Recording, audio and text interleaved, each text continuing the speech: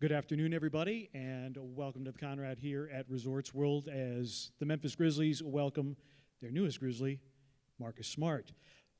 Marcus brings tremendous experience to the Grizzlies, particularly on the defensive end, a former Defensive Player of the Year award winner. And, oh, by the way, Jaren won it last year, so for the first time in league history, a team will have the last two Defensive Player of the Year award winners on the same team. That's never happened before. We know that Marcus is a three-time all-defensive player, but you might not know that he's also a three-time winner of the NBA Hustle Award, including the last 2 years. So, Marcus, we know that you're going to fit in great here in Memphis. We're thrilled to have you. And is that a little blue in the hair? It's not a little blue. It's still green. Okay. But it turns blue when it needs to be touched up. Okay, because that's the first question that people have asked me. Is Marcus going to change the hair a little bit? I'm Pete Pranick, the TV voice of the Memphis Grizzlies. You know, Marcus Smart is in the middle, former NBA Executive of the Year, President of Basketball Operations, General Manager Zach Kleiman of the Grizzlies, and Taylor Jenkins, who led the Grizzlies to the number 2 seed in the Western Conference again this season. They are all up here. The format of this press conference is we're going to start with questions in the room. Khaki Gleber over here will recognize you and bring you the microphone. And since Marcus may not know some of you from the Memphis area, please identify yourself and your outlet as well. Once we're finished with questions in the room, we do have some Zoom questions that have been submitted, and we'll go from there. So with that, go ahead and ask your questions.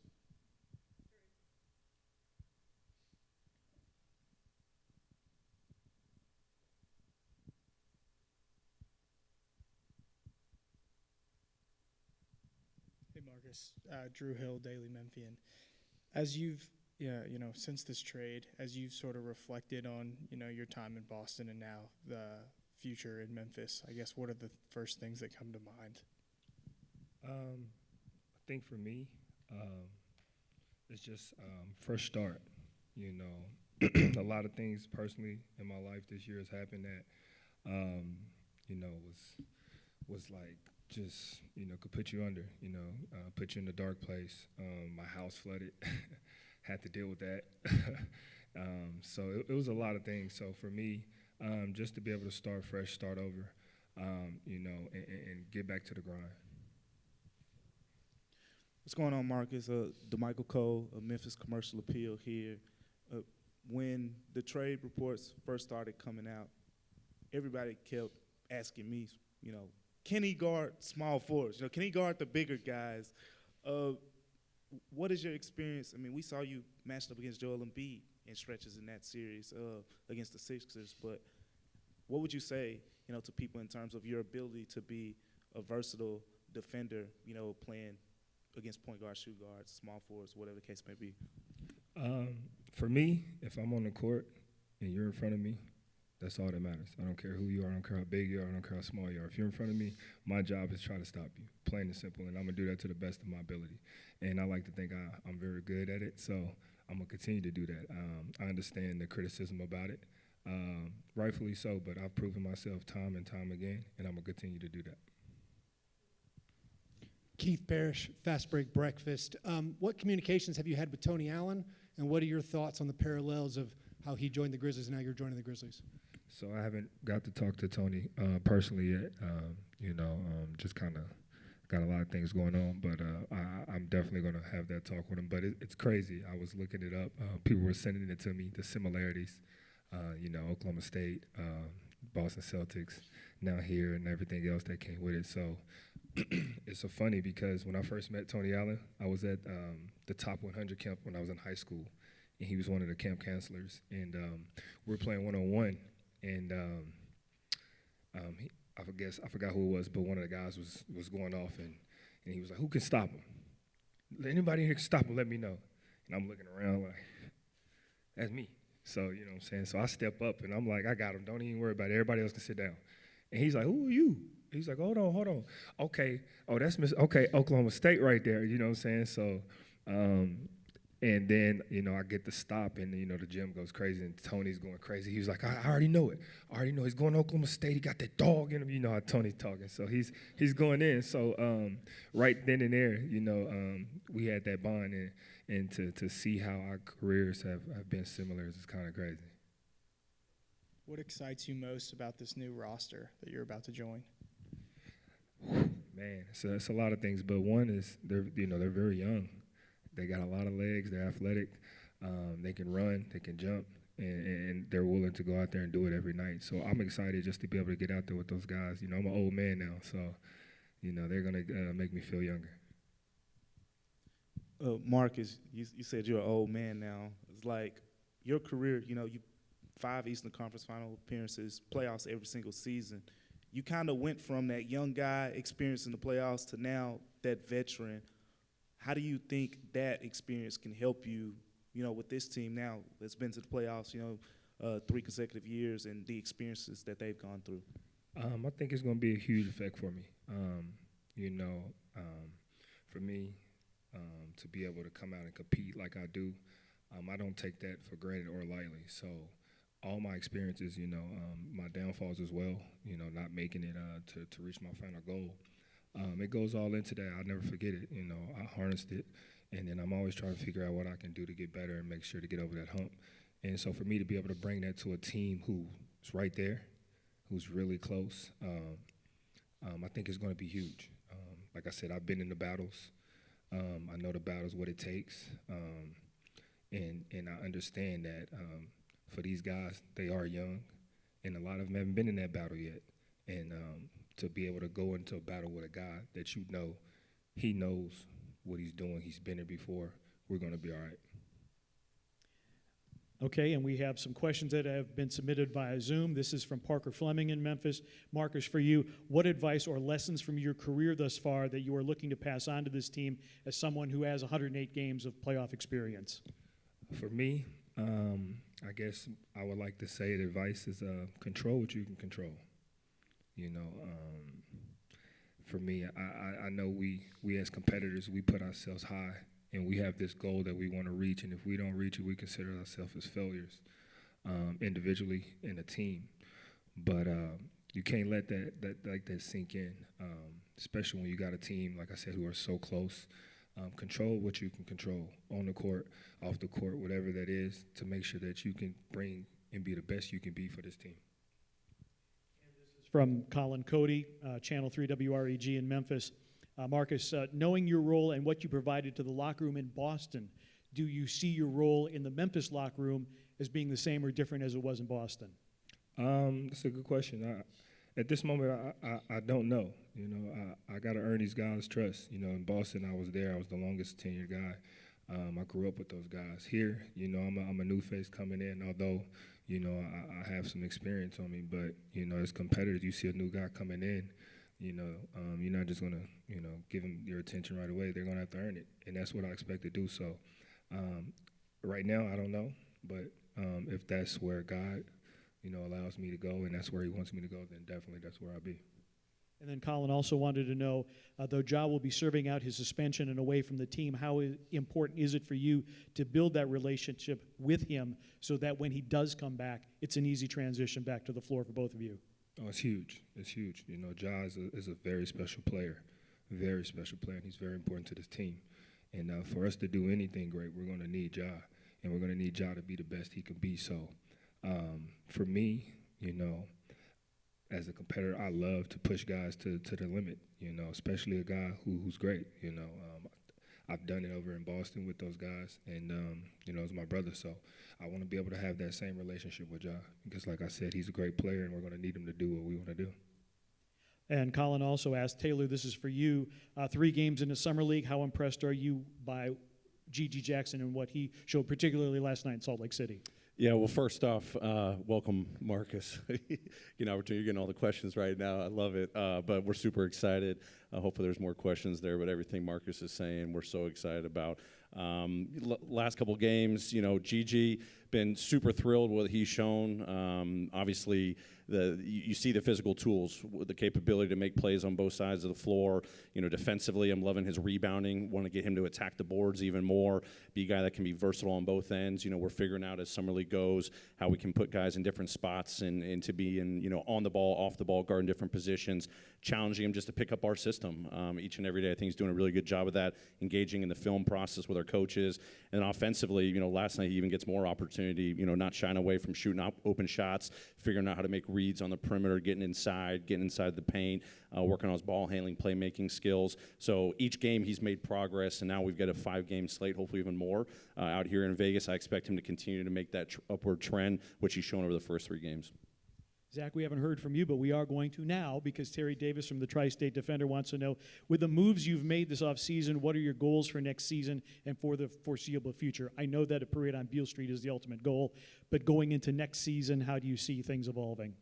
Yeah, so before getting into anything else, much more importantly, a hearty welcome to Marcus. Here, this is someone that we have been incredibly excited to bring into this organization. When we took a step back coming out of this last season and said, what are the things that we're looking, to add in this group? And you put out the boxes that you're trying to check, and we're looking for, someone who can be the lockdown defender, versatile across positions. We're looking for more playmaking. We're looking for, someone who's battle tested, at the highest levels of the NBA. To find someone, and I don't think there's many players, in the NBA, and I think Marcus is the very best of them, who kind of checks all of those boxes. To be able to bring that type of player, that type of person into this organization, but much more importantly, someone who also just passes the gut test. Marcus is someone that is just a flat-out winner. Someone who's willed his team, through playoff series, who's been to the finals, who's been to Eastern Conference Finals, many times. This is the type of person that we believe is going to help us really elevate the group and get to where we want to get to, which is winning the first championship in Memphis. So welcome to Marcus, and as we're, to hit on the larger question of, what our looking ahead to this coming season, we're really excited about what we've been able to do with the entire group, bringing in Marcus, bringing in Derrick Rose, who I think is also going to be a great, veteran addition to this group. We've got a lot of guys who are putting in great work in Summer League, here as well, and we're excited to see them take the next step forward. But having Marcus, really driving winning as a significant part of this is, a major driver of something we were hoping to accomplish this offseason. So we're thrilled to have Marcus with us. This is for Marcus. As you look back on the 9 years you spent in Boston, what are your thoughts about everything you accomplished, the championship you didn't accomplish, the relationships you built? I know that's kind of a broad question, but I just want to see where you take it. It's a very broad question. Damn, Jay. Oh, man. No, when I got to Boston, I was a 19-year-old kid from Dallas, Texas. And, it was a culture shock. It was a, social shock. It was a shock to my whole life. Never been to the East Coast or anything like that, so it was all weird to me. But I grew up, I met some very wonderful people throughout my time there, my experiences, While in Boston, I lost my mom. My fiance lost her dad while we were in Boston together. So, I've been through some stuff, and it's all been in Boston, and Boston's my second home. So it's been tough, and they're always going to have a place in my heart. And everything I accomplished, I left everything I had wearing that jersey out on that court. And although we didn't win, the championship in that the big scheme of things, I don't consider my time there a failure. I helped rebuild that team at the time when I came in, and I left it better in that sense. So I'm very ecstatic with my time there, but like I said, I'm excited for the future and what it holds for me. Zach, if you can, speak to how this all came together, because you've probably got all your plans as to what you're going to do in free agency, and then we're all following the news that day. There's got to be a part where it's like you never even considered being able to get Marcus Smart on this team, and then that's able to come together. And then, Taylor, if you can, just your reaction once Zach called you and told you about this deal. Like how this all kind of, did it flip everything upside down once you realized you could get Marcus in terms of what you had planned for the summer? Well, what I'll say on that is you come out of the season, you take a step back, and you start to put things up on the board. What are the aspirational, best case scenarios for who could we potentially add to this group? How do we elevate the approach that we're taking? Who are the, individuals who can really, drive winning, and fit, in a meaningful way with our group. And when we started to put names up on the board, there was no one higher, than Marcus. And this was, early on, this was like, hey, like this is the pie in the sky. Like if there happens to be a way that Boston, would engage on this. And obviously there was, a transaction that didn't happen, earlier in the day before the trade was agreed to with Boston. Never know what could have happened if that, that possibility didn't, come together. But we had expressed a very high, level of interest, and Boston knew, that Marcus is someone that we have felt passionately about, being able to bring into our group, and we're willing to put, assets, compelling draft assets and otherwise, Tyus Jones, who, if I could just take a step back and say both with Tyus and Dylan, two guys who were really critical, to our success and building out our culture, over the entire time that we've been operating here, so major credit to Tyus and Dylan, who are definitely going to be missed, in Memphis. But when the opportunity to presented itself to acquire Marcus, it was something, we were, going through all the iterations of things that we possibly could do. Bringing Marcus into the organization, that was at the top of the list. So, got to be opportunistic sometimes, but thankfully it came together that way. Oh, and for me, it was yes, let's blank and go. I was fired up. I'm telling you, like, you always do your due diligence, right? Year after year, we're always trying to, continue to surround our group with great people, great competitors, people that have high IQs, super unselfish. It's what Marcus stands for, ultimate competitor, got the highest basketball IQ, super selfless. He exemplifies that on the court, but also off the court.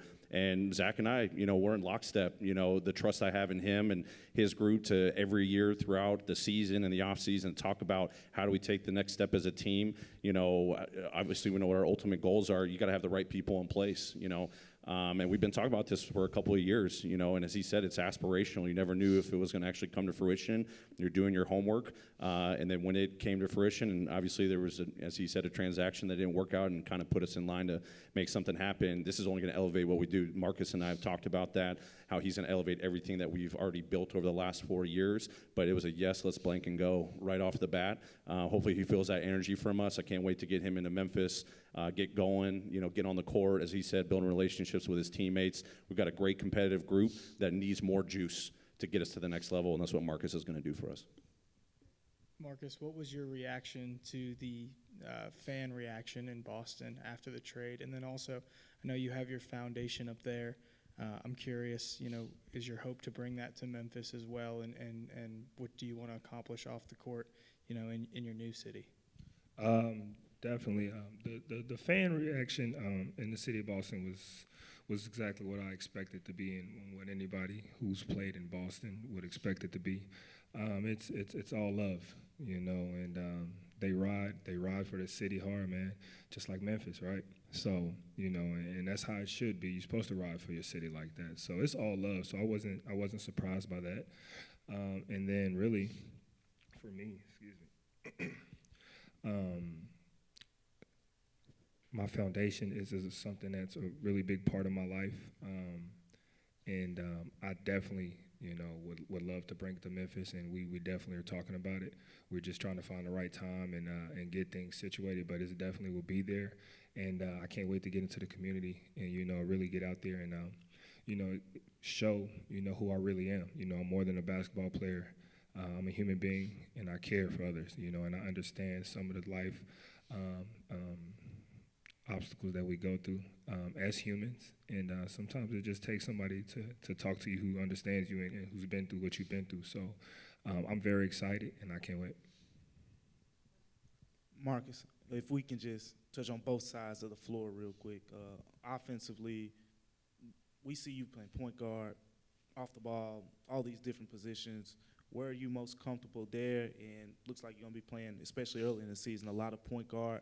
How are you looking to help elevate those guys on that side of the floor? And then defensively, I mean, everybody, the first thing they saw was you and Jaren, last two defensive players of the year. It's never happened before. What's your reaction to that? The offense, yeah. I've always when I was growing up, I've always played different positions. I wasn't the fastest, the tallest, the most athletic, the strongest, but I had a lot of energy, So the coach is just whatever he decides to do, just let him do. So, but for me, playing point guard, I love to get guys open. I love to find guys and create a shot for the guys. I see the floor differently than certain guys, other guys. So for me, to be able to have the ball in my hands and to be able to dish it out from what I see is something that I love. But I'm very fine with playing off the ball. You always been taught to adapt as a kid growing up, and that's just what I tried to do. I played multiple positions growing up, so I'm used to it all. So it really doesn't make any difference whether I'm on the ball or off the ball. I'm just going to continue to try to make guys better, and that's what I do. And coming here, we got some shooters. We got guys, Desmond and Luke, and then we got guys down low with Jaren and those guys. So to be able to find guys and get them easier shots is something that's my job, and that's what I plan to do. And on the defense end, like you said, me and Jaren, the two last DPOYs, that's unheard of. That's never been done, be on the same team. So we're already making history. So with that, and we're going to continue to try to make history. This is a question for Marcus and for Taylor. So Marcus, you've won 3 Hustle Player of the Year awards. A lot of that you draw a lot of charges, and the Grizzlies the past few seasons, for whatever reasons, don't draw that many charges. 2 years ago, you took more charges than the entire Grizzlies team did, by the way. So I'm curious, Marcus, are you going to help out in that element with the Grizzlies? Do you think that's something you're going to do? And then Taylor, I'm curious, is the lack of drawn charges, is that personnel, is that strategic, that the Grizzlies sometimes have been on the lower end of drawn charges across the league? But no, of course, I'm definitely going to try to help out that. Most people don't understand what a charge really does for the game and for that team. A charge is something I like to say. A charge is the only play in basketball that do 4 things correct. So you take a charge, that's obviously a personal foul on the guy, whoever drove the ball. It's a team foul on the team. That's the second good thing. Also, we also know 9 times out of 10, the person who's driving the ball is probably the team's best player. So that's an advantage. It's right there with that. That's a foul against their best player. That's 3. And it's a momentum changer, which is huge. Now you got guys thinking when they come into the lane, I got to be aware because this guy might come out of nowhere and take a charge. And I already got 2 fouls. I can't pick up a 3rd one. Now, it's a mental thing. And that's why a charge is so important. And that's why I think, the charge is the most important play in the game.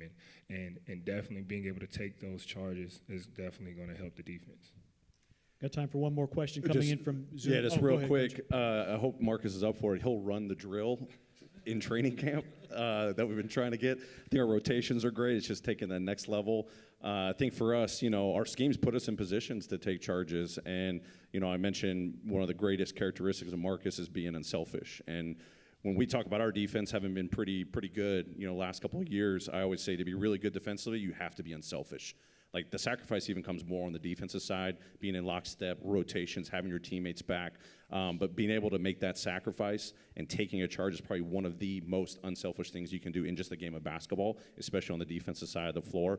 Yeah, we've struggled in that area. We've shown a lot of film on that. We haven't necessarily devised the drill. You got to be smart with what you do in practice. But if this guy right here to my left says, hey, we got to do something a little bit differently, and he leads by example, that's going to set a tone for us because when we do the small amount of times we had charges, you felt the impact. You felt the momentum. You felt the excitement that the bench created and obviously made the film the next day. And we talked about how important of an unselfish winning play that was. That's what a Marcus Smart embodies every single time he steps on the floor. And when we sat down a couple of weeks ago, he said, Coach, I laid on the line, and every time I step on the court, I'm blessed and grateful to play basketball. The journey he's had as a person, as a player, he speaks highly about when he steps on the floor, whether it's practice, it's a workout, it's a game, he's going to lay it on the line. So when he comes and embodies that and showcases that and leads with that with our group, it's going to take our group to the next level, and hopefully we have a few more charges next year.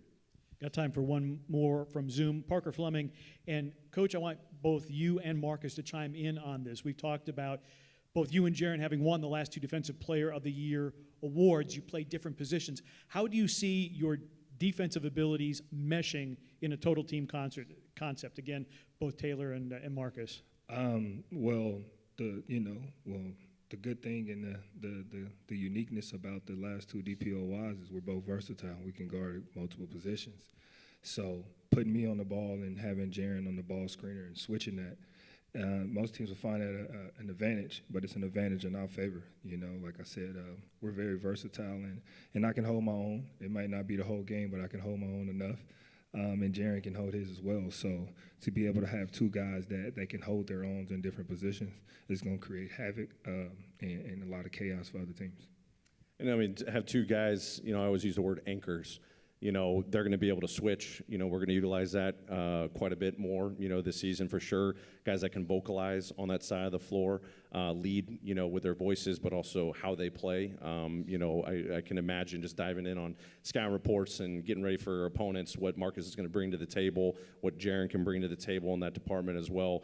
But when you have anchors that can basically cover the entire court for 94 feet, they can start at the beginning of a possession to the end of the possession, in a certain action on the perimeter, it's down low. You see what Jaren can do coming over and just evaporating anything to covering for his teammates. What Marcus can do on the perimeter and also on the interior. We just talked about charges. You got two guys that can cover so much. It's going to basically hold his teammates accountable. It's gonna raise the level of our defense even more to say, hey, we've been really good. We're striving to become elite on both ends of the floor. And when you got two guys that epitomize that, but also can give you so much on the offensive end too, I mean, come on, let's see what the Grizzlies can do. I know he's fired up. I know JJ's fired up to get those two guys in together in a room and set a tone. I can't wait for the first practice when we're running our drills. And I know I'm pretty defensive minded. These guys are only make me better as a coach. I'm fired up for it.